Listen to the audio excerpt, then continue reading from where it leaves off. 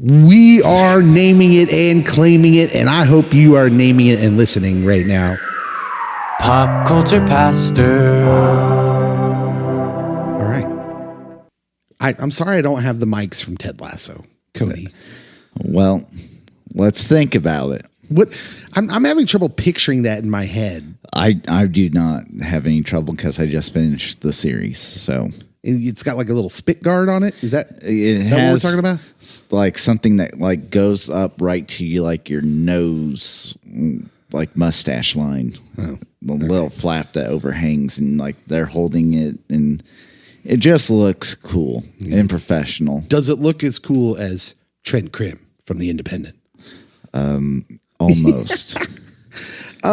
Who is now independent. Yeah. Hello and welcome to the Pop Culture Pastor podcast, episode number 2.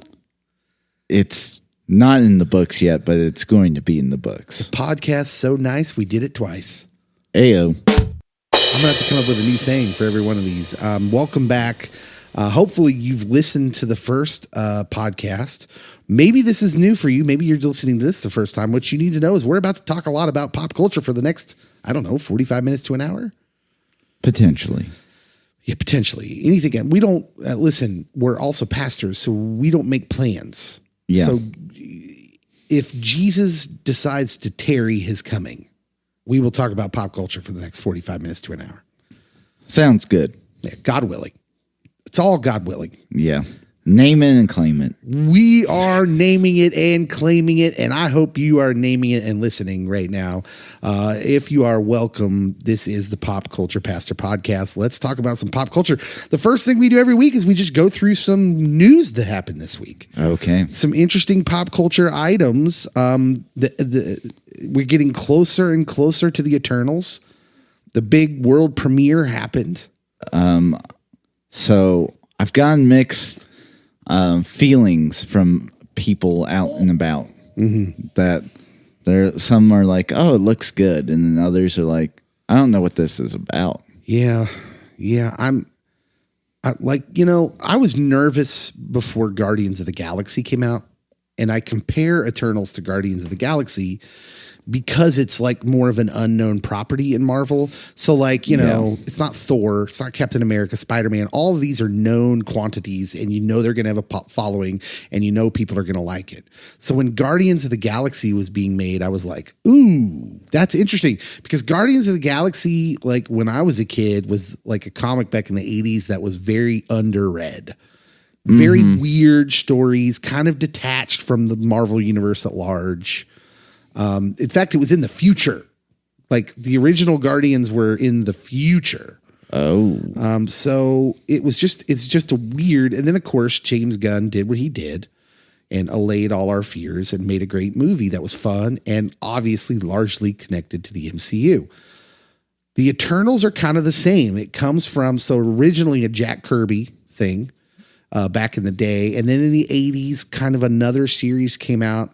But again, it's a group that's largely detached from the Marvel universe at large. And I'm confident that Kevin Feige, now I'm confident enough in him to know that this is going to be connected, probably quite a bit. But I still can't help but be a little nervous because now you're getting into, the Eternals, and we talked a little bit about this last week with woke culture. I'm a little nervous that, and what we discussed last week is I'm fine with representation. Actually, representation's great. Yeah. Show me different kinds of people. But we decided that we don't like just doing it to pander. So, just don't do it just to do it to sell tickets. Like make them real, make them, have real issues and the things that come with, being a different person, Yeah. Human, we're all different. So, I worry a little bit about things I've heard with the Eternals. I've worried about it being kind of artsy. Chloe Zhao's kind of like known as a visionary director. I would say that Marvel's had some of their biggest flops when they've tried to go artsy. I would go first 2 Thor movies because they were Kenneth Branagh who's a very Shakespearean kind of dude. And the Thor story could be told in that aspect, but people really like Ragnarok a lot better. I do, because it's a different storytelling. I do like Ragnarok, but I did appreciate the first Thor. I thought the focus on like the family issues, the brotherly thing, I thought was really the series Loki, which we all loved, doesn't happen without the first Thor that Kenneth Branagh did. Yeah, he sets that up well. The tension there, and it definitely lended itself to kind of a Shakespearean allegory, if you will. But the second one was rough. Yeah. So, I ignored the second one. It was, yeah. I haven't gone back for repeat viewing much on that one. But it is, there are parts of it like, okay, first of all, anything Darcy's in is just good because of that. I love how she calls Mjolnir Mjumya. That is a joke that never gets old with me. Mjumya! It's a fantastic joke. But yeah, the story as a whole in the Dark World is... it's a little rough. It's widely regarded as the worst MCU movie, which, I mean, it's not, you're not saying it's a terrible movie, but MCU movies are generally pretty good. So it's got a lot to live up to. It doesn't quite get there. I go Thor 2 and Iron Man 2 for my bottom two. Yeah. Okay. All right. So I feel I appreciate Iron Man a lot more once there was a lot of team ups happening. Yeah. And he then took the role of, well, I'm Tony Stark and I'm going to kind of house the Avengers and I'm going to focus on Avengers initiatives. And do we just not include the Incredible Hulk in there? Because I feel like that was not a great movie. Is it just because we just don't include it as a whole? Oh, I think that we don't include it because they replace the Hulk.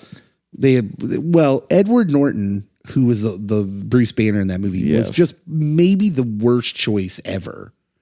You do it because he's a name and he's a respected actor, but the way he played Bruce Banner, everything, I just thought it was just not good. Not good. Mark Ruffalo, he's not my perfect Bruce Banner, but he's way better than Norton was at getting the kind of Bruce Banner should have idiosyncrasies. He's gone through what we would call a ginormous mental, what's the word I'm looking for? He should have a lot of post traumatic stress. He should have a lot of PTSD. Yeah. And Norton carries with him in all he does this kind of inner strength, which was kind of all kinds of wrong for Bruce Banner. He definitely had an edge to him. Ruffalo plays that inner weakness well. Bruce Banner should be hanging on by a thread most of the time, in my opinion. So what if Edward Norton went more Fight Club Edward Norton? Yeah, maybe. Beginning of Fight Club, where he definitely doesn't have any self-confidence. And I don't know. I just thought the whole movie was written in a way that was kind of a misstep. So I would put Incredible Hulk up there with the worst MCU movies, but I know we just kind of ignore it offhand. Yeah, which kind of backs up the case that it might be the worst Marvel movie. But when we talk about DC movies, we always ignore the Dark Knight trilogy because it's the outlier of the group. Mm-hmm. And technically the universe happens after. Yeah. So. Well, DC just messed up everything. The MCU includes, the people that made the movies include the Incredible Hulk in the story. Yeah. So it's not like they're saying this is a different universe or whatever. It's included in the story. Anyways, we were talking about Eternals. Yeah. And we kind of got launched into this discussion. The bottom line is I'm nervous about it, but I'm leaning on the fact that Chloe Zhao is an Academy Award winning director. That Kevin Feige hasn't gone wrong for us yet, that he's controlled this all pretty well, and everything's fit in well, and that Marvel is actually really good at making different kinds of movies that are still in this universe. So we have hope. We do. And I suspect that it'll be good. Most of the reviews you're seeing now from the premieres are good. They're very non-specific because people are very wary of spoilers. As you should be. But it's getting good, mostly good reviews. And the people that do have something negative to say, I'm seeing that what it is there's a lot of exposition. There's almost too much story. There's too much information that has to be passed on here, which makes sense because there's a lot of Eternals. Yeah. And they're all new characters and they all need to be introduced and fleshed out in some way here. Yeah. You can have like a individual Eternal movie for each Eternal. Yeah. So we're within 2 weeks though. Countdown's on. It's getting exciting. And the premiere happened. And so some early reviews are coming in. Other news that happened this week, Home Alone Lego set. Pop culture has a lot of, iconic places and houses. Yes. I always think of the Brady Bunch's house, kind of that split level 1970s style. With the AstroTurf backyard. Yeah. But maybe you're like me, Cody. When you were a kid, you wanted to live in the Home Alone mansion. And that thing was a mansion. It was. We've never had this discussion, but like, what did Kevin's dad do where he could like take his whole family and the uncle nobody liked to Paris? To Paris, all over the place. And like, yeah, it's just amazing. The backstory that we don't get with that family of what's going on here? Yeah. And he's even taken that uncle. Like, listen, no one likes the uncle. Full disclosure. I don't care if you're a beloved uncle. If you look at my kid and said, "Look what you did, you little jerk," we're going to have words. I'm going to have a private conversation. Your plane ticket has been refunded. All right. Well, this is a real house that exists in Winnetka, Illinois. And Lego has put out a set that you can build the McAllister home from Home Alone. 3,955 pieces in this Lego set. Oh, sweet Davy Jones locker. That's amazing. Includes mini figures of the Wet Bandits, Marv and Harry. As it should. Along with a screaming Kevin. And Kevin's mom and Old Man Marley. You would have to have Old Man Marley. Yeah, it makes sense. You need him outside, shoveling ice, cleaning up the sidewalks randomly. And did they ever explain why he does that in the movie? Because he's a nice old man that everyone thinks is cranky. But this it even has a Michael Jordan cutout piece.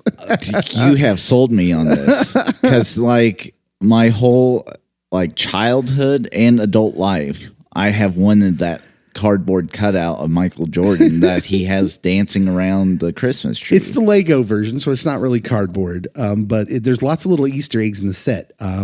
Angels with Filthy Souls is playing on the TV set. Little Nero pizza boxes. There's a bowl of chocolate ice cream, and of course, all sorts of the fun traps, the booby traps that he sets up from the movie. How much does this cost? Here's the thing. It doesn't list it in this article, but let's be honest.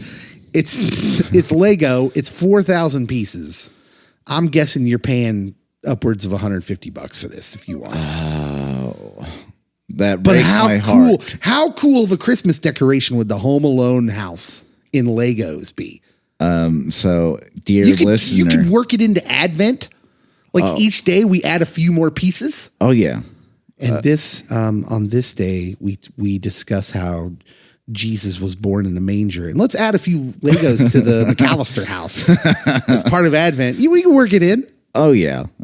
So dear listener, if you are wondering what gift to give me, I will accept a Kevin McAllister Home Alone Lego set. And if you could get it to us early, so please. we could, work it into our Advent tradition. Like, I think that we could set it up in the radio room window so all downtown could see it each day. My mom does this like little, old person Christmas town thing every year. What if we did a Lego Christmas town? See, now that's cool. That seems cool to me. Yeah, we can do that. How is there not a Lego movie Christmas movie That's a missed opportunity. with Chris Pratt and all the characters from Lego movie? How is there not a Christmas movie of that? That's a gold mine they're missing. Yeah. Someone really going to have to get on that. We can switch gears a little bit now, and Dune comes out as the day here we're recording. Finally. Yeah. Meh. So, like, I'm not going to lie. I've literally thought this movie came out like a year ago. And then I thought, oh, it came out like 7 months ago. And then I just keep thinking it's come out because I've seen so many clips of it and like announcements for Dune. And then it hasn't come out. I'm going to watch it. Everyone and their mom is in this movie. Yeah, I'm undecided on whether to talk about it on this podcast. I mean, I suppose we should. It's a sci-fi movie, which is like in our wheelhouse. So I feel like we should watch it and talk about it. And I'll probably do that. But I'm a product of the 80s, which is bad news for Dune. Because this all seems really familiar. An epic movie being made of a beloved but yet kind of dense old science fiction writings. And the movie being made is epic with all these actors in it. And I've seen this before and it wasn't good. Like, spoiler alert. The 80s movie is well, as it turns out, dense, complex stories don't play out on the screen real well, especially when you're fighting against Star Wars, which, back in the 80s, that was a thing. Yeah. And so people like kids like me watched Dune thinking Star Wars, and what we got was something dense and, by equivalent, kind of boring. Yeah. And I'm kind of surprised with how epic this story is supposed to be that they didn't do like a short series, like a mini series on Apple TV or Amazon or one of those streaming giants and did it that way. Yeah. Yeah. I don't know. Yeah. To me, Dune seems like it is much better suited for a series. I would agree with that. Because then you can do like story development, character development, kind of explain some of those deeper plots and thoughts going on within the book and have it portrayed out on the big screen. Yeah. I just don't understand. I don't get it, but it's got enough people in it. It's got a good director. I'm going to give it a shot. I mean, literally all the actors that they have listed in the trailers sold me on it, but otherwise I'm like, didn't they already make this movie? So, yeah. So we're not going to spend a lot of time talking about Dune. It might be a future topic. When and if we see the movie, we might review Dune. Let's go on to the last news item I have for the week till we can get into our main focus of our conversation today, which is going to be Ted Lasso and Midnight Mass. Steve Rogers, according to the Marvel's director Nia DaCosta, is the real villain of Infinity War. Okay. So Star-Lord got a lot of the flack. He did. Star-Lord, even Thor, who doesn't aim for the head. Yeah, he gets some of it, yeah. Gets some of the blame. But director Nia DaCosta said she believes that the snap is all Captain America's fault because he chose one robot's life over literally the entire universe. Her full quote says this: "Something I like to say a bit flippantly about Captain America is that the snap is his fault because he was trying to do his best, trying to do the right thing. And there's a world in which he's a villain because at the end of the day, he should have just sacrificed the vision. He chose one robot's life, albeit a sentient one, over literally the entire universe. And there's sort of an anti-hero in that if you want to look at it through that lens." Okay. We like to call this the Batman argument. Okay. This is Batman's problem with Superman, right? Yeah. He's unwilling to make the proper sacrifice. You know, sacrifice the one for the many, right? He's unwilling to do that. Yeah. And Captain America, she's like, I don't know where you're going to go with this, but my opinion is she's kind of right. This is the flaw with a guy like Steve Rogers. It is. And I mean, it's easy for us to say, yeah, he is the villain. But I think a lot of us would get caught up in the connectivity with someone that we know would then try to save that person, because then we think, oh, well, if we save them, then maybe we can team up or whatever. No. Sometimes difficult choices have to be made. Sometimes relationships have to be sacrificed. So often when people who have entered into recovery centers, one of the things they're told to do is to cut ties with those individuals that they might have been close with in that previous life, so that way they can have a future. Yeah. And Steve is not willing to cut ties there. Well, and it's obvious why, because Steve's a military guy. So this is really interesting juxtaposition here, because in the military, no one's left behind. Yeah. And they'll sacrifice an entire platoon. You see it in the story of Saving Private Ryan. Yeah. They'll sacrifice an entire platoon to get that last guy. And logically, to someone like a character like Bruce Wayne, it doesn't make sense. Why would you do that? That doesn't dwell in the realm of logic. And I would agree, it doesn't dwell in the realm of logic. Do you know where it dwells in the realm of, Cody? Where does it dwell in the realm it dwells in the realm of Jesus. It does. He'll leave the 99 to go after the one. Yes. Isn't that beautiful and wonderful? There's something about that we as humans latch onto and say, that's a good thing. So we'll point out that Steve Rogers made a mistake after the fact. Yeah. But as he's doing it, we see the hero. We see the heroism in that. And in the moment, I guess what I'm saying is, in the moment when we were all watching Infinity War, when Nia DaCosta was watching Infinity War, she didn't think that in the moment. She thought Steve Rogers was being heroic. It's after the fact. Yeah. Hindsight's 2020. And like in the moment, I'm like, well, this is all Star-Lord's fault. We can all agree on that. So, yeah. Yeah, it's interesting. This is the exact kind of thing I love, though. Like, I'm not bagging on Nia DaCosta, the director of the Marvels movies that's coming up later. They're filming right now. I think this is the exact kind of discussions that we as nerds and geeks love to have. So to go off of another podcast, Revisionist History, what's the pull the goalie situation for this movie? For that situation?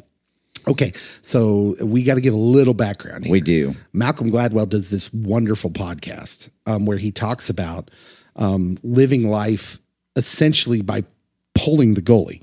Yes. Right. And basically he talks about how he talks to these like statisticians who figured out that the NHL doesn't pull the goalie quickly enough.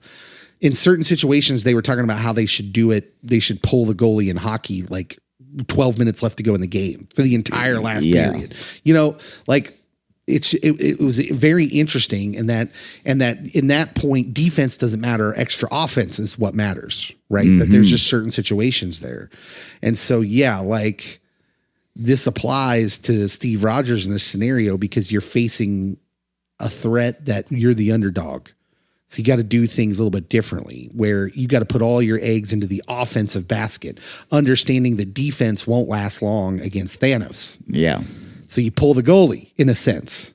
I like where you're going. I like where your head's at here, Cody. Yeah. I like where your head's at. But yeah, it's all offense. It does lend itself to that discussion for sure. Okay. We're going to take a little break. We are. And when we come back, we will discuss Ted Lasso. Oh, I'm ready for this one. You ready for that? Okay. There's so much I have to talk about, like questions, thoughts, because it's all fresh in my head. Fantastic. We'll be right back.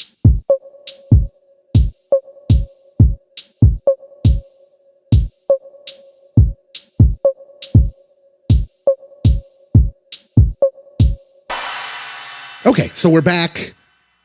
We're here, and now we're going to talk about the main things that we set out to talk about here in this week's podcast. First and foremost, we're going to talk about Midnight Mass later. Okay. But right now, we'll talk about Apple TV's Ted Lasso. Lead Tasso. No, not Lead Tasso. I don't need you to bend down and touch your meat fingers. No, Ted Lasso, which is the story of American football coach. Coaches Wichita State, which is a mythical Wichita State. We're from Kansas. Yes. So if you're listening to this podcast, you need to understand that Cody and I live in Kansas and we're born and raised here. And no Wichita State athletics. Yeah. And so Wichita State doesn't have a football team. No. So immediately this is kind of a fun thing for us. Yes. Because we can pretend.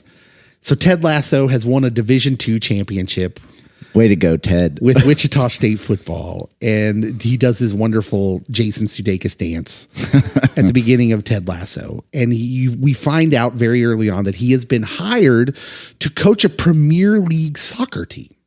Upper echelon soccer. Yeah. And so there's a little goof early on where it's a Sports Center clip and they're kind of making fun of that. Everyone's realizing the elephant in the room, which is, why would you do that? Why would you hire someone? They're two separate sports. Yeah. He's basically hired because the woman who owns the team now, who got it in a recent divorce, is trying to get back at her ex by tanking the team. Sabotage. Yeah. Of And the finest. that's where this story starts. Now, obviously, we're going to get into some spoilers here. So if you have not seen Ted Lasso and You're missing and out. do not want to be spoiled, you probably should Fast stop forward. listening right now, because we are going to spoil some things. A lot of things. All the things, maybe. So Ted Lasso as a series drops right in the middle of like kind of the first malaise of COVID-19 lockdowns and the pandemic, at a time when people's mental health was taking its first big hit. And this series drops at the perfect time, in my opinion, to hit us in a psyche, because largely this is a show that's so cheerful. Ted Lasso is impossibly cheerful. And it is very much, impossibly is the right word, because you find out later on that he's not, internally he's not, that it's a front. But he's impossibly cheerful. And the show is just so sweet. It's just a sweet show. And there's, aside from it being really, really funny, this show has a lot of heart and charm. And it has an extra bonus in it for people like us who live in Kansas. Yeah. Because Ted Lasso is also impossibly Kansan. Super Kansan. I know people who are listening to this podcast, listening to us talk, who don't live in Kansas, never been to Kansas, don't know anyone in Kansas. You're going to think this is weird, but Ted Lasso, there's like people all over Kansas that are like that guy. Oh, yeah. And They say corny things. They're impossibly happy, at least on the outside, all the time. Literally, the first episode, after Nate introduces himself to Ted, and Ted's like, Nate the Great. And I'm like, I do that. Yeah, everyone does that.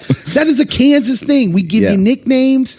We act like we've been best friends forever, even right after we just met you. Yes. We will stand and hold the door open for someone who is literally 30 seconds away from going through that door. It's really awkward. It is awkward because then they feel like this, like, do I speed up to make them not hold the door as long? That's a Kansas thing, man. Oh, we say ope a lot. And so, like, just getting into this TV show initially was such a pleasure for people who live in Kansas and know people like this and see the charm in that. It was amazing to see on the big screen. And Jason Sudeikis, being from Kansas, obviously understands that. Now, as the show goes on, you understand that what looks like a sitcom on the surface and is funny and has all this charm and cheerfulness, that all these characters are deeply flawed and scarred in ways. Oh, yeah. And this is also what's so endearing about it, because, yeah, we know that a lot of the people that are like Ted Lasso here in Kansas that have this cheerfulness exterior, it is covering up some hurts. And so this show is wonderful. It's a wonderful look at like real humanity in a lot of ways. Like you work in the mental health field. Like how would you rate this show, how they do on mental health issues? Really good, because like knowing people that are like Ted, where it's just overly bubbly all the time, trying to make things seem super positive. Usually there's something that they are trying to compensate for, and usually it falls apart at some point. And we see it with Ted with his panic attacks, and then you start to unravel why it is the way he is. And with his family history, not just his wife and kids, but like his young childhood, early adult years. So yeah, it's good that way. And I mean, you see it with the soccer players. You see it with Nate's character as well. So a lot of a good, honest depictions of that. And I even love how they attack like social issues. When Sam finds out that the company that sponsors the team is the one that's not cleaning up an oil spill in his home of Nigeria, Sam Obasanya. Yes, Sam might be my favorite character on the show. Oh, he's got a heart of pure gold. Yes, love Sam. And like you see the text message his dad sends and like breaks your heart, because you can tell Sam's extremely heartbroken. And like Ted doesn't take on the task of explaining why the team does it. He leaves that to Sam, and Sam doesn't take on the task of explaining the sports game. He just says, "This is why we did it. I'm here to talk about this issue. This is really all I'm going to talk about." And then we'll move on to our next match. Yeah. This largely is a show. You bring up Sam Obasanya, and there's just that's just one little episode. It's just a little sub storyline in one episode that deals with his father back in Nigeria being disappointed with Sam. But between the problems that Nate has with a father that's really damaged him, where he has an unloving father, the issues that Ted has, where he has this one really bad mentally scarring event that involves his father that has shaped his life. You realize this is a show about fathers and sons. And Jamie Tart. Yes. Also, there's a father-son plotline that plays out there where the father has damaged the son. And even to some extent, it's explored in an uncle-niece relationship with Roy Kent and his niece, who he dearly loves. But the niece is getting in trouble at school because she's cursing. Yes. And Roy Kent curses a lot and freely in front of her. And we even see some issues, father-daughter relationships during the episode where Rebecca's dad dies. And so the funeral episode. Yeah. Great episode. This is largely, so when we say that soccer is a main part of the show, understand it's not anywhere near the focus. It is simply a background. This is simply an environment that this is all taking place in. Yes. And if it sounds like there's some heavy things going on here, it's because there is. But you never feel like you're watching something heavy. You laugh. You're laughing so much, and these characters are so wonderful in that way that you're laughing with them. But when you will cry with them. I've cried at this show more than I've cried at This Is Us. So for the first time during this show, I got really choked up during the funeral episode when Ted's talking to the therapist. Yeah. I'm like, oh my goodness. Yeah. I mean, he's gone through something very traumatic, but the difference is like, I will cry at an episode of Ted Lasso, but I don't have that heavy feeling after I'm done watching. Yeah. Like, I'll describe that. Like, after I watched Titanic for the first time and I cried at the end of Titanic, I'm not ashamed. I felt a heaviness as I walked out of the theater. Like there was just something about that ending that's just like, oh, so many people died. And like This Is Us is a TV show that's popular. Often you'll cry watching that show and you'll feel a heaviness. So religious movie that did that, but it blew up in pop culture. The Passion of the Christ. Like, yes. Oh my goodness. Like everyone left like sobbing and heavy after that.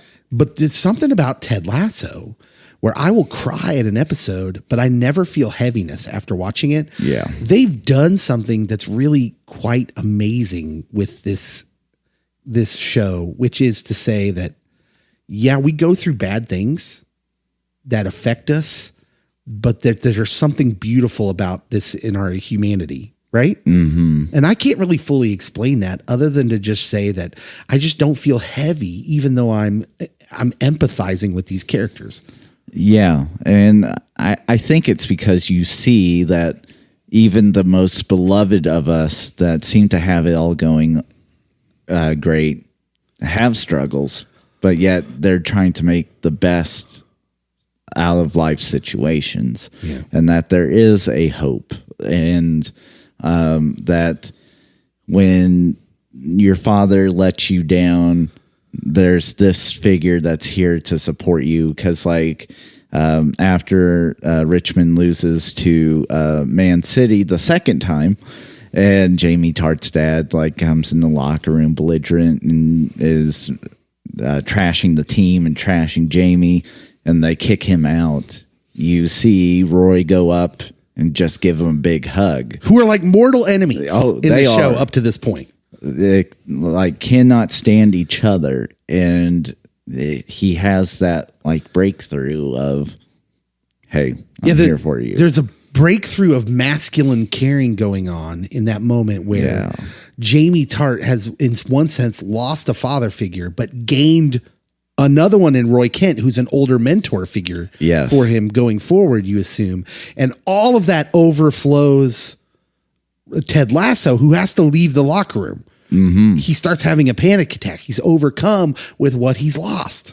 Yeah. The show is just gloriously beautiful. So many layers. Yeah. And the amazing thing is it's wrapped up in this exterior that you think it's a sitcom at first, but you quickly find out, and I have gone back and I've started rewatching this for the third time through. It's right away. Did you know the first time, so when Ted Lasso is meeting the media for the first time, you're 10 minutes into the first episode. Yeah. They play the noise that happens later on when he starts having his panic attacks. Oh. It's the same sound effects. So all of this is deeply layered into the show from the beginning, and it looks like it's a sitcom at first, but it's not. They're going much deeper into these characters, and it's wonderfully done, beautifully done. Okay. And yeah, that's amazing. The level of nuance and foreshadowing that you don't realize at first until you go back for a rewatch.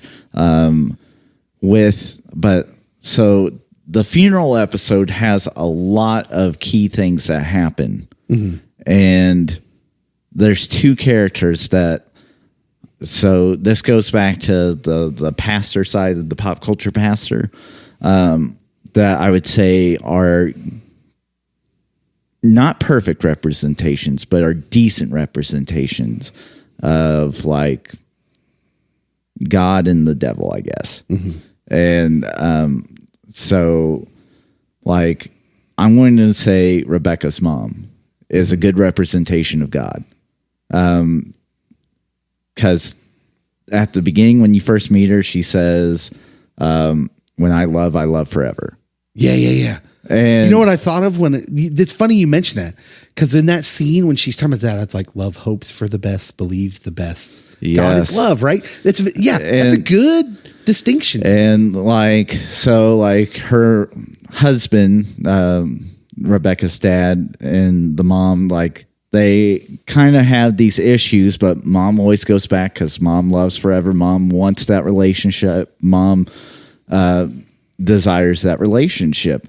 And at the funeral of the dad, Rebecca says, admits that I knew Dad was cheating on you, and that's why I couldn't be close to Dad. And Mom says, yeah, I knew it. And then Rebecca's like, well, I hate you if you knew it and you stayed. And she says something that straight out of the book of Revelation, that I would rather you hate me than be indifferent towards me. That I'd rather you be hot than cold than lukewarm. Yeah. Because if you have those extreme emotions, there is still connectivity there. Yeah. When you're indifferent, you have no connection. It's just whatever. Yeah. And so that scene was like very powerful. And then they connect and all's well with mom and daughter. And then for the devil, and you don't realize it until the end of the series, but the end of the second season. It's not the end of the series. End of the second season. It's Rebecca's ex-husband, because he just plants a seed. Yeah. He doesn't, like, when Christians say, oh, the devil is constantly out there trying to make you do this or do that. Rupert, by the way. His name is Rupert. His name is Rupert. I don't care for him, so he is nameless to me. But, I mean, he just plants a little seed. Yeah. It's not like, oh, here, you have to do this and you have to do that. No, it's just a little thing that can grow and disrupt. Yeah. Yeah. Rupert is really the only truly evil character in the show. It constantly, like, when he's doing good, it is not because he is wanting to do good. It's because he is trying to sabotage or tear down Rebecca or the team or something. So, when I say that he's, well, first of all, you need to know that there's a story playing out in the background of all this that has to do with the soccer team being relegated to a lower division and fighting to come back up to the Premier League. Which doesn't make all secondary. Yeah, which doesn't make sense to most Americans because we don't. We don't do that sort of thing. But what you need to know is it's all secondary. It doesn't really matter, because what really matters is the character stories playing out. Yes. And because I'm saying that Rupert is the only true evil one, it leads us to the last thing we need to talk about here, especially after season 2, and that's Nate. Nate the Great. Nate starts off the show, and we immediately recognize him as an underdog. Yeah. And boy, this may be why we get suckered in here, because there's nothing Americans love more than an underdog and someone who's beset upon, right? Oh yeah. We are in the middle of a time here where we're all in on victim culture. And so when we see Nate, when we meet Nate, we realize he's super damaged, but I don't think we realize how damaged. Yeah. And what lengths he's going at, what that's going to do to him. Early on, we just see a hurt bird. Hurt bird who needs our help. And quite literally at this point, he is just like the water boy, essentially, like equipment man. Yes, that's a great great comparison. He's essentially Adam Sandler's the water boy. Yes. And so we want to see him succeed, because that's what we're used to seeing in our entertainment, right? And as the series goes on, Nate does get accepted a little bit. He's included a little bit more. He's getting into places he wasn't getting to before, and we celebrate that. Yeah. But there's these little signs at the end of season 1 going into season 2 that, and we look at it, we go, oh, Nate, don't do that. No, remember there's a scene where he goes to Keeley and he says, can you make me famous? Yeah. We didn't think much of it, the scene at the time. We thought the same thing Keeley thought, who responds with, oh, Nate, you don't want that. Yeah. And he's like, yeah, I do. I want that. I want to be famous. Like we respond like Keeley, which is to say, like, oh, little bird, which is, there's something condescending about that, which is, as we see, is going to be the problem. Yes. Because as we go on through season 2, an ever increasingly bitter and negative Nate is emerging.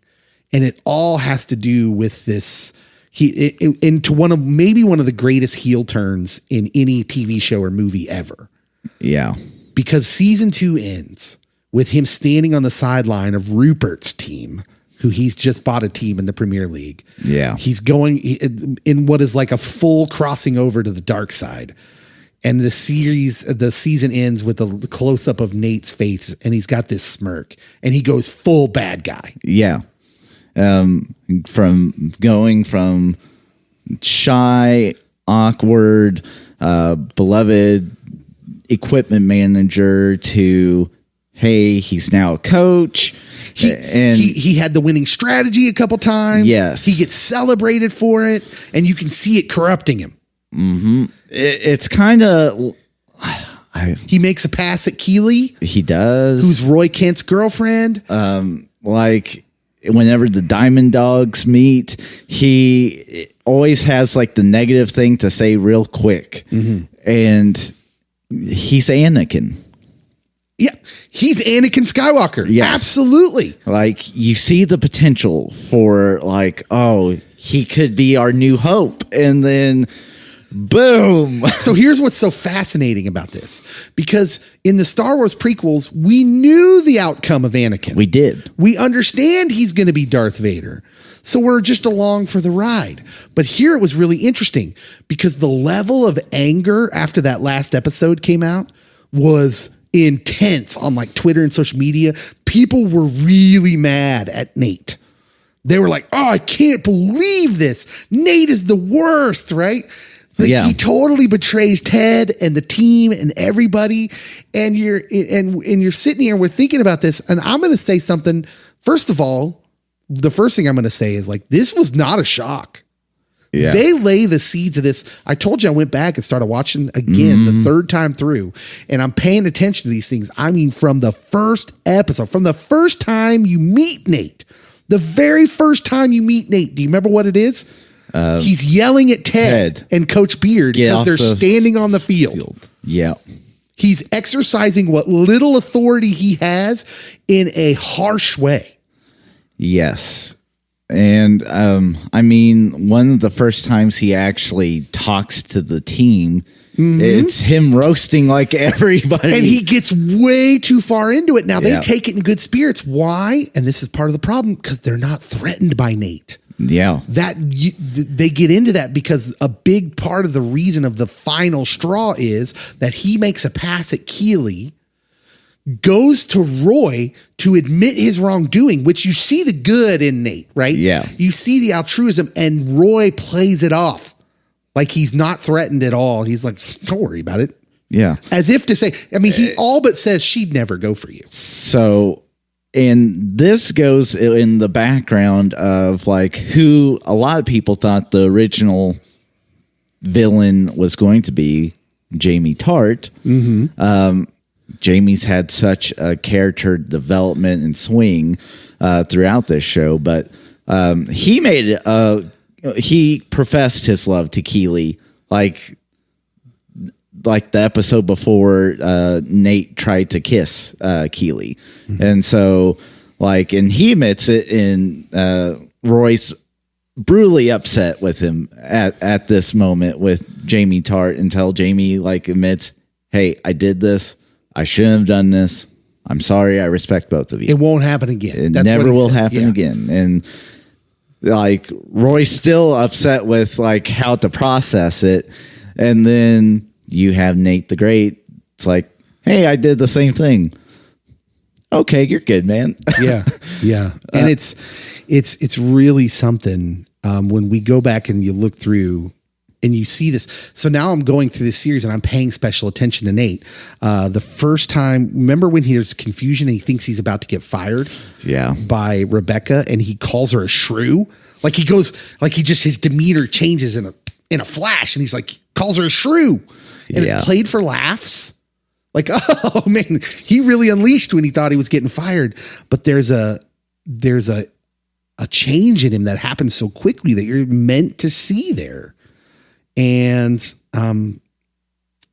man, it's so clear. Let's get into this just a little bit here. People were angry with Nate. Now, is it just the Christian in me that says, oh, Nate's not evil, he's broken?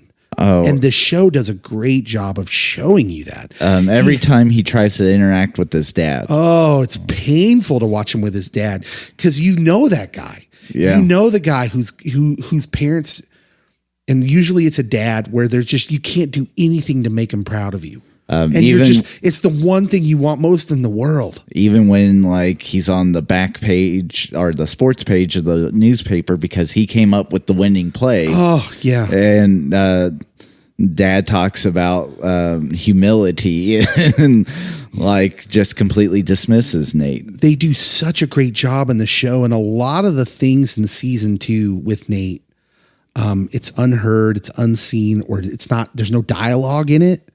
But there's all these things that the actor said were actually scripted. So when he spits on the mirror, that's the only thing that's unscripted. He did that in the moment and they kept it in the show. And it's a big thing. I don't think many people understood the severity of what was happening with Nate until he spits on the mirror when he's looking in it. And there's it gives you this level of disgust. Like, oh, that's disgusting. And then you understand he's pointing his disgust at himself. And you're just like, oh, man, he's really messed up. We've got a big problem. Yeah, where like he does it after meeting with Rebecca and discussing like how you like come into a room with confidence and authority. And she shows that, oh, I just make myself big. Yeah. And to say that everything Nate says at the end to Ted, if you go back and watch, it's true. The only scene solely between just Ted and Nate in season 2 is that last episode. In that scene when Ted's apologizing for snapping at Nate way back in season 1, just before Nate delivers the roast in episode 7. It's a brilliant job by the writers of the show on showing rather than telling just how abandoned Nate is and feels. There's a sense of abandonment. And when you like, okay, so I'm going to explain this a little bit. When you have these feelings and it's happening again, it's magnified. Yeah. So like if you have abandonment issues from your parents, the slightest little bit of abandonment after that is going to feel so much worse. It's magnified for Nate. And maybe the people around him don't understand that because they don't know Nate well enough.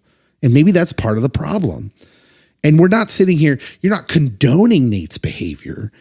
But I think if once you start seeing that season 2 is full of all these little, and forgive me for using woke culture kind of language here, but it's full of these like kind of microaggressions that people don't even realize that's what they're doing because they don't understand the hurt that Nate's walking around with. Like you see the empathy with a lot of the characters and their story development and how the team comes around.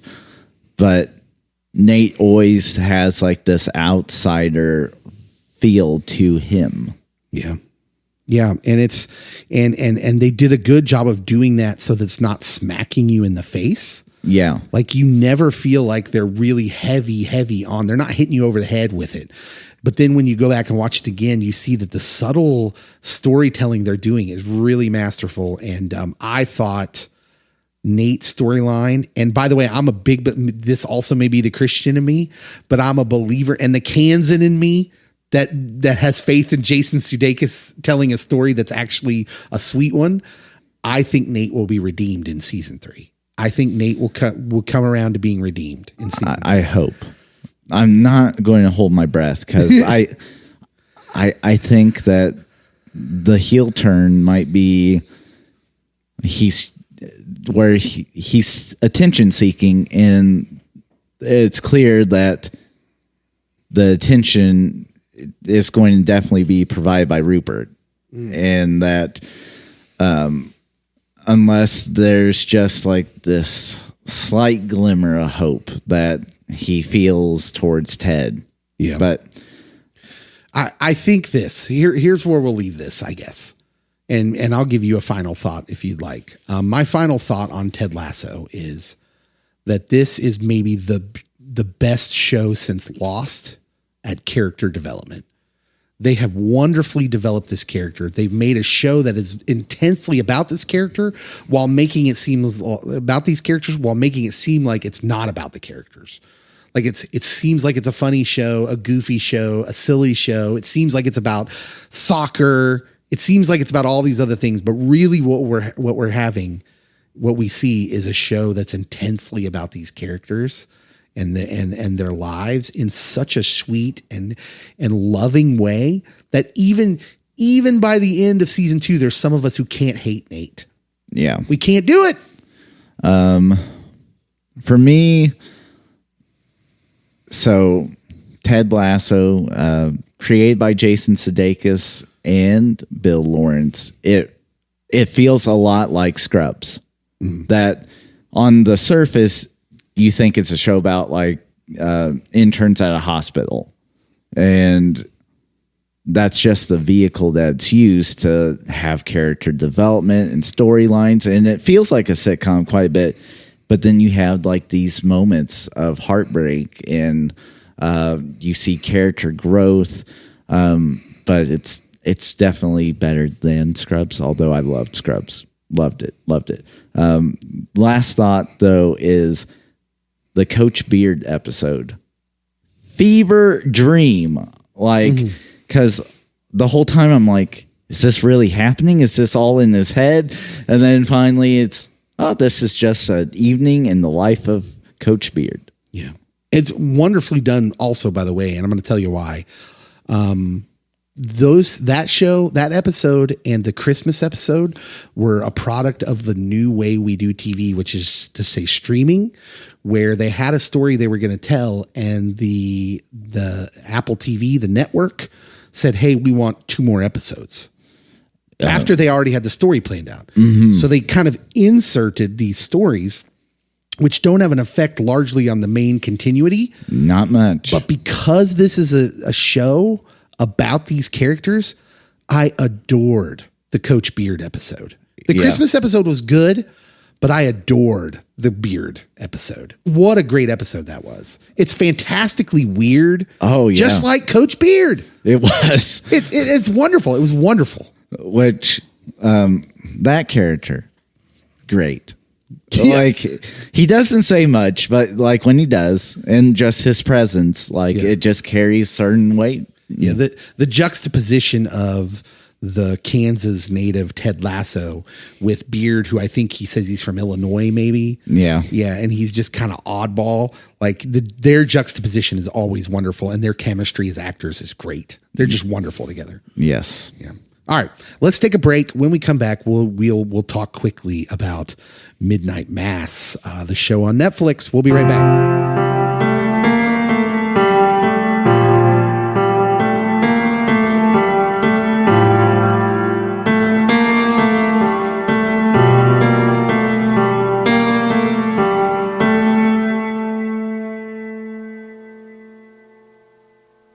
Okay, welcome back to Pop Culture Pastor. We're going to talk about Midnight Mass, A Netflix original. a Netflix series, a Netflix show here, directed by Mike Flanagan, who you might know from House on Haunted Hill.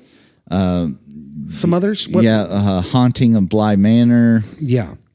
So like each series that he does, it's just a limited series. It's only going to last 1 season. There's definitely a finality to it that, but then he reuses some of these actors in the next series that he does. But they're not connected. But the shows aren't connected. Yeah. And so this has quite a few actors from either the first show he did, Hill House, or the second show he did, Bly Manor, and then there's one that's in all 3. Yeah. And this fits right in with the current. So we talked on the last podcast very briefly about horror, how it really kind of reshapes its genre from time to time. Yeah. So back in the 80s, horror was about like the one supernatural killer, Jason, Freddy, Michael Myers, blah, blah, blah. And then when Scream comes out in like the early 90s, mid 90s, it makes it something different. That's kind of this like Gen X, laughing at the tropes of the old horror movies type thing. And then it gets into horror, kind of switches into with the Ring, really makes like this Japanese version of horror. The psychological horror is a much bigger deal. And now finally we're into this kind of version. Oh, there's Saws in there too. Yeah. Where it's a lot of like, serial killer torture, that sort of thing, which, man, I really hated. Now we're into the Exorcist church-based kind of horror. Lot of these horror movies where you see a priest figure prominently. Yeah. Although the other two series don't deal with that so much, it's like... Yeah, not this guy's. Yeah. But he gets into it here with Midnight Mass. He does. Obviously, there's a heavy Catholic bent to this story. And by the way, we're about to spoil the nerd out of this. Yeah, you've had some time to watch Yeah, it. so if you do not want to be spoiled, if you want to go watch this, and I highly recommend that you would watch this unspoiled. Yes. Because that's how you're going to enjoy it the most. And we'll get into that here in just a couple minutes, but we're about to give you an overview right now. So go away if you don't want to be spoiled. All right. You're still here. Means you want to be spoiled. What we have is an island that looks like it's a fishing island of some sort, largely detached from the rest of, American society. It's almost meant to look like it's kind of locked in time. Like I wondered if this was a period piece at first, but then as you go along, you realize they have cell phones, blah, blah, blah. No, this is just kind of an island that's cut off from the rest of the world.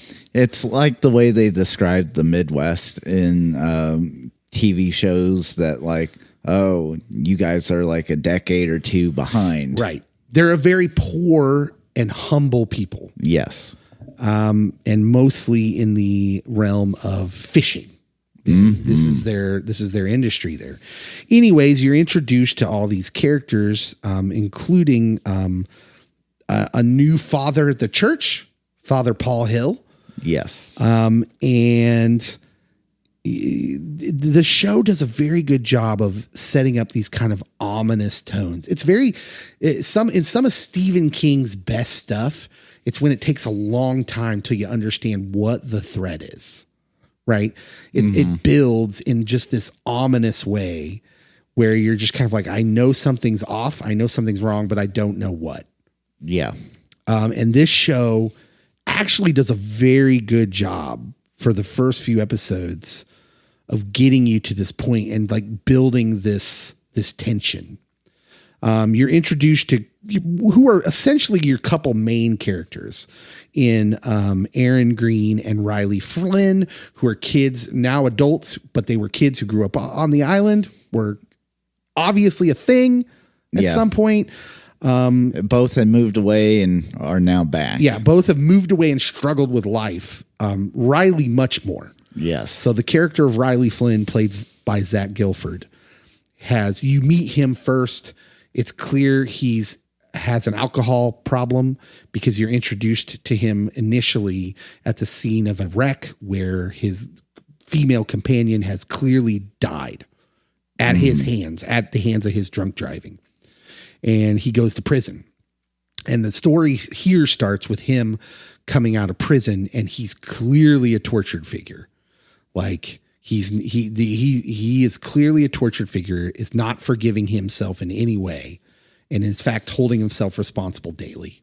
Yeah. He is a sad figure, and he comes back to this kind of sad, poor community that has struggled. There's an oil spill that's taken place at some point in the past that's referred to often that has really harmed this island's, a way of life. Yeah. Mm-hmm. And so you meet all these people who are down and out. They're older. They're not in great health, all of these things. And then you're introduced to this little Catholic church who is missing their regular pastor, or they call Monsignor. Yeah. Monsignor is a term that is bestowed upon some. Yeah. Within the Catholic Church, but not all priests are monsignors. So Father Paul Hill comes in here, played by Hamish Linklater, and he comes in and kind of revitalizes interest in the church and the town through some things, eventually playing out in the miracle of the daughter of the mayor who is paralyzed from an accident by the town drunk, the island drunk, who accidentally shot her some years ago. Yeah. But a miracle plays out in that she gets up and walks in the middle of a service according to his behest.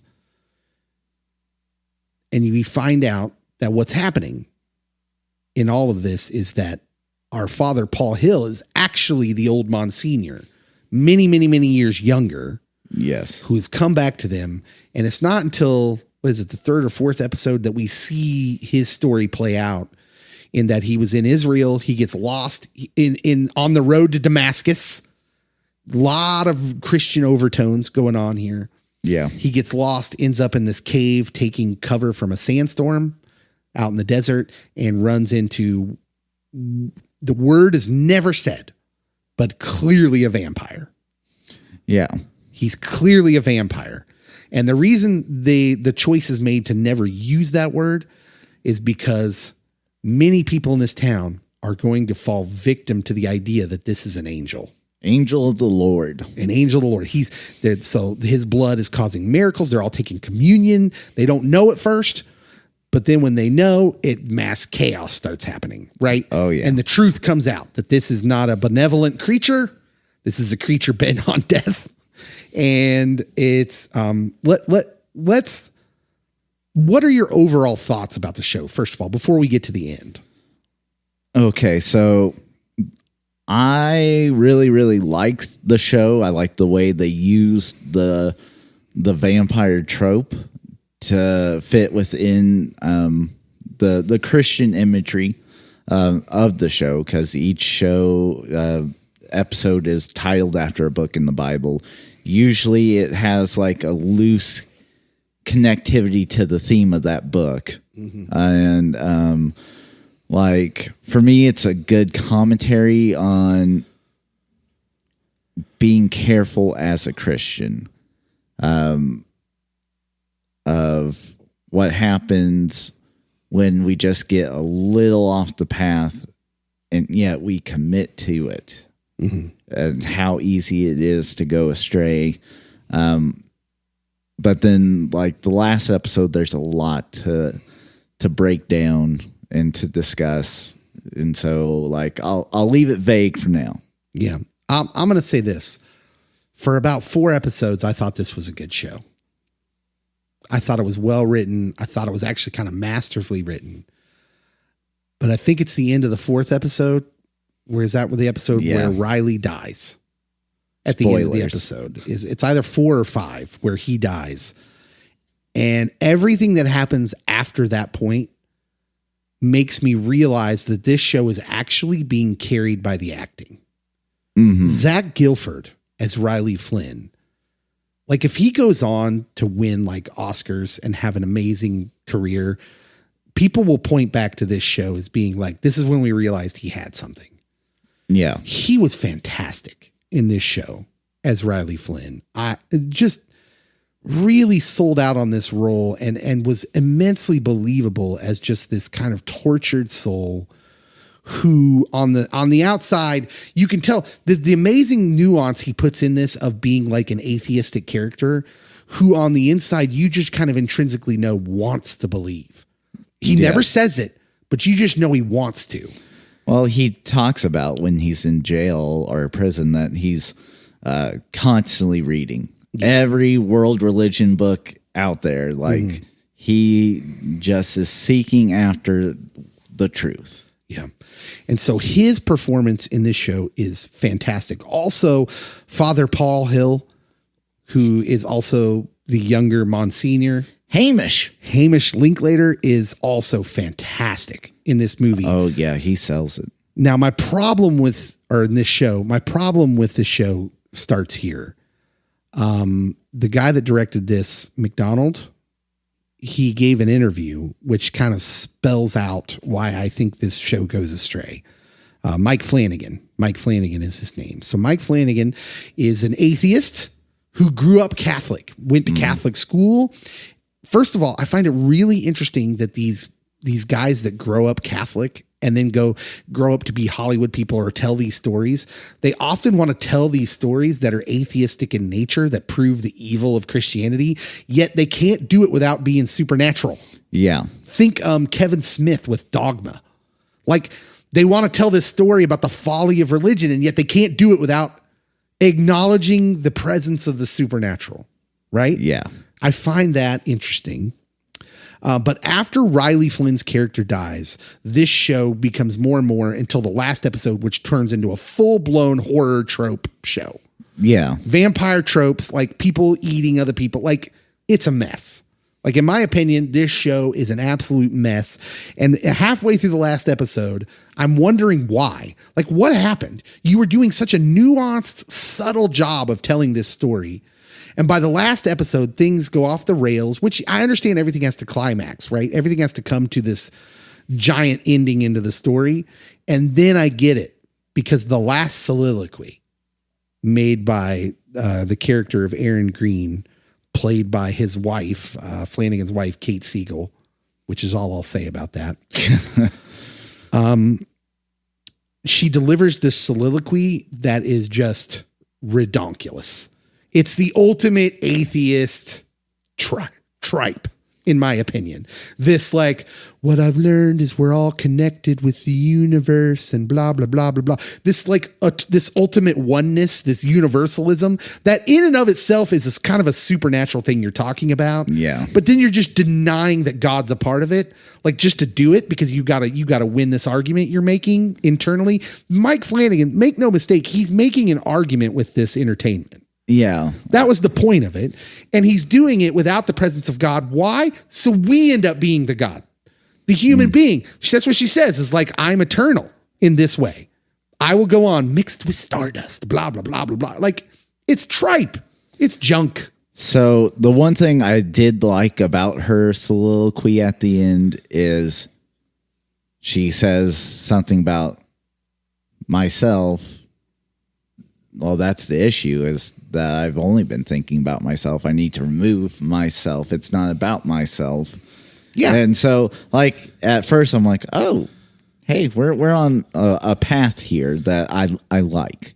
And then, I mean, I can make an argument that being created in God's image, being a part of the body of Christ, being a believer in Jesus, that we do have this eternal presence, but it's that we get to spend eternity with God, that we have the Holy Spirit dwelling within us.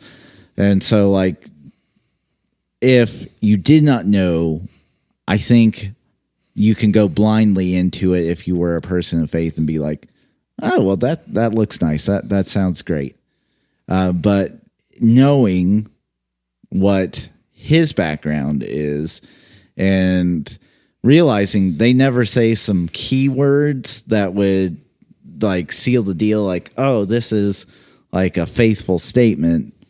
You can clearly see, this is like the atheist form of it. Well, many atheists out in the real world often are getting the right details. Yes. Okay. So they're like, look, all these Christians, they don't act like Jesus. They're not good people. Humans suck in a lot of ways. It's when they get to the conclusion that they err. Mm-hmm. So in conclusion, God's not real. Well, wait a minute. What does God have to do with any of this? Yeah. Like, you just talked about humans and how we're broken and we're terrible. And you're right. That's the whole point. And throughout the Gospels, we see that. But so the storyline that intrigued me a lot, that concludes ultimately in the last episode, is with the sheriff. Sheriff Hassan, who's a Muslim in the show, him and his son. He talks like, so he kind of tries to blend in with the culture that he's in. He tries to not ruffle any feathers. There is a character who is like the most knowingest Christian and holier than thou character that she doesn't like him because of his faith. Oh, yeah. Yeah, there's the presence of the trope of the most outwardly Christian one is the most evil one in the whole show, besides the vampire. Yes. And but so like and then he tells why he moved to the island, which was that after 9/11 there was a lot of issues with being Muslim in positions of power and authority, and he didn't like that burden, and his wife died, and he just wanted his son to live a nice, quiet, peaceful life. And like he practices his religion in his own home and goes to the mainland when he needs to go to mosque. And so, but then his son, who goes to the one school that's on the island, which is heavily influenced by the Catholic Church because it is hosted by the Catholic Church, even though it's a public school. He starts to want to know more about Jesus, and like dad's conflicted because he tells this story about how in the Islam religion, Jesus is revered. He's a great figure. But for them, their resting place is with Muhammad, and that's where he is. And like, but the son gets more involved in church and eventually becomes one of the vampire people. I love how you said that. It seems so normal. Yes. Say now. Well, because everyone becomes part of the vampire people except for a handful. Yeah. Spoilers. I hope you're not still here if you didn't want spoilers. But like, so he does a good job, by the way. He does. The sheriff was also very good in his role. Those three, especially, were really good in their roles. Great job. And then like you see the story that he doesn't ever abandon his son, and like at the end he gets shot, and he knows his son's going to die when the sun comes up, and like they have this moment out on the beach where they're praying together, and like the dad dies right before the sun comes up, and so he doesn't have to see his son die.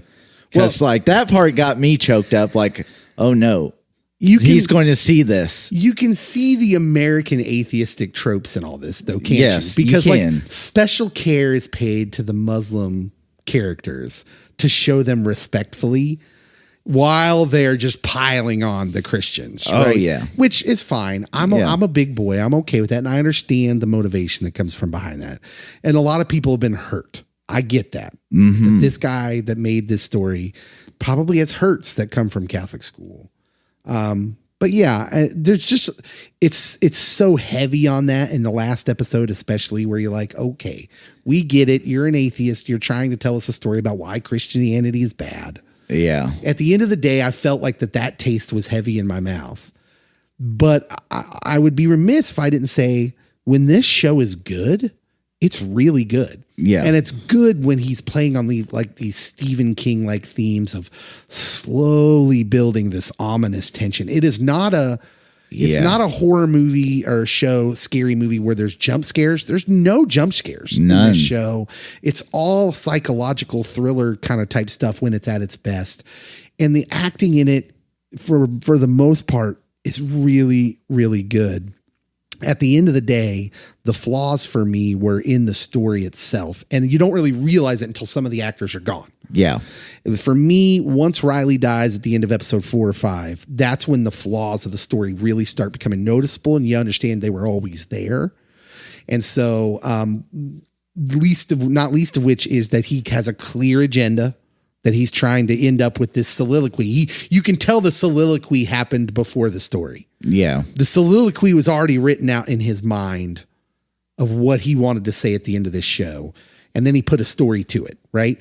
The other problem I have, and this happens a lot with stories of this nature that can be supernatural and scary, like a scary story, is a lot of the characters, most of the characters at some point abandon all human behavior, normal human behavior, in order to get to this part.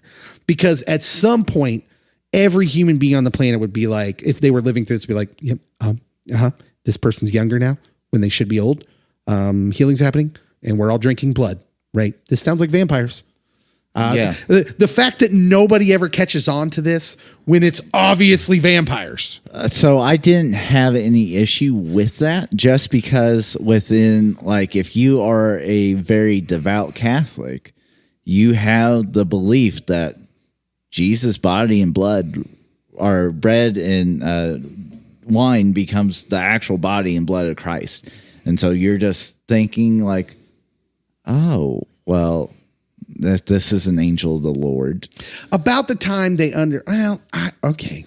So yeah, about the there's- time that he can't, the people that I'm specifically referring to, the people that find out that the Monsignor can't go outside during the day. Yes. So like the mayor, And he literally kills a dude and Yes. eats his blood in front of them. They see it. well, it's because that overly zealous lady, who shall not be named by me, she like Bev Keen. keeps spouting off scriptures that it's like, oh, out of context, this actually kind of works. Yeah. I will tell you this. So the show ends with the vampires being stuck on the island, and they've burned all the buildings down, so they have no cover to hide from the sun. So this show ends with you understanding the threat is going to be neutralized, and all the vampires are going to spontaneously combust and die. And I thought the one good thing he did, showing in a character, and especially in that last episode, was the character of Bev Keen, who is constantly spouting scripture and weaponizing it. Yes. She's weaponizing, which we know Christians like that. You know Christians like that. So you understand what kind of person we're talking about. At the very end, she walks out onto the beach to watch the sunrise, and it looks like she's going to go in peace, right? It looks like she's having this moment of clarity. She's maybe even repenting. She's like, okay, I messed up. Like this is all played in her face. She does a wonderful job. And then her demeanor changes and she starts screaming and crying and digging in the sand as a last desperate attempt to try and get away from death. And I thought, now that's actually great writing. Yeah. Because to understand where Christians go wrong is to understand that it's fear-based. When we go wrong, it's often fear-based and fear of dying, which should be, as a Christian, the farthest thing from your mind. Fear-based and so lack of hope, I would say also, because you're like, the only person that can save myself is myself, when we have a religion that says we can't save ourselves. That's the problem. We need God. Yeah. We need Jesus in our lives. Yeah, that was great. So some people took like each character is supposed to be something literal from the book of Revelation, because that's the last episode. That's the last book in the Bible. And like they had issues with it playing out. But if you go with that interpretation, I kind of like it, just because then you can go back to the letters written to the individual churches and say they always start off with or end with like, you've lost your first love. Mm-hmm. And so this church has lost their way, but in Revelation does a good job of saying hope is not lost for you. You can do this and get that first passion back, that first love. And at the very end, the church, after they realize how broken they got, and it got ugly during like Vampire Fest on the island, they all start singing. They all start singing. As vampires, by the way. Yeah. When they know they're going to die, they start singing a hymn. Yeah. Yeah. Yeah. There's something, there's probably also a deeper commentary that we don't have time for it because we've already gone way along, but yes, there's also probably a deeper commentary to be had here on the idea of what we think of as Christians as revival. Because that's like kind of what plays out in the church on the island is they think they're having some sort of revival with miracles happening. And maybe the way we think of that being kind of flawed and open to corruption. And like at the end, I'd say it was closer to revival. Because it was a changing in the heart. Right. So, yeah, even the characters who have done some terrible things in that last episode, you see some heart change. that Bev Keane doesn't. Yes. And it looks like she's about to have it, and then no, she doesn't. That in and of itself, I would say I think it's a good show. There's a mixed baggage to it, and it depends on what aspects are focused on during that time. I would definitely encourage anybody to watch it. I think some people will love it. Some people will hate it. Like it's one of those shows. It's going to be, there's so much there. It is dense. It's a dense show. It's complex and it's abnormal, especially for if you're a horror movie fan, a scary movie fan. It's not overtly like that. It's more of a psychological Makes thriller. you think. Yeah. Until the last episode. The last episode goes full on. Yeah. Fangoria magazine. Like it's nuts. Anyways, hey, we've gone pretty long. Let's get out of here. We probably should have saved this for a separate podcast, but hindsight's 2020. Live and learn. It's only the second podcast. Thank you so much, everybody, for listening. We'll be back with another episode next week here on the Pop Culture Podcast. We'll see you then.